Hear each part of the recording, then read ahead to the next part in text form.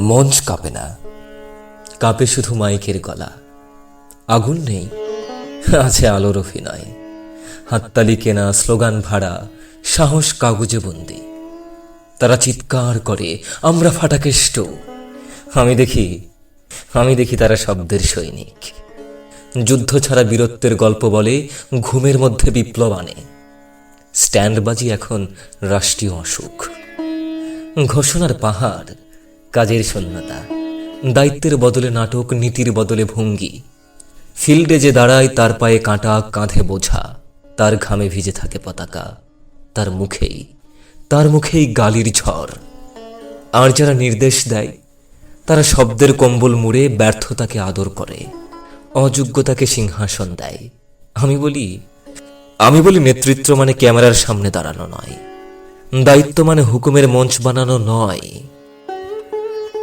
পদ যদি চরিত্রের চেয়ে বড় হয় তবে পতন নিশ্চিত। আমি আগুনে লিখি, কারণ এই দেশের দেয়ালে ফিসফিসে কথাই ভাঙে না। শেকল ছিঁড়তে শব্দে বারুদ চাই, সত্যে বজ্রপাত চাই। স্ট্যান্ডবাজি ভাঙতে হলে চোখে আগুন, মেরুদণ্ডে ইস্পাত চাই। ভঙ্গি নয়, বিবেকে বিদ্রোহ চাই। আর যদি সাহস না থাকে তবে ইতিহাস নিজেই বিচার করবে। ইতিহাস নিজেই বিচার করবে।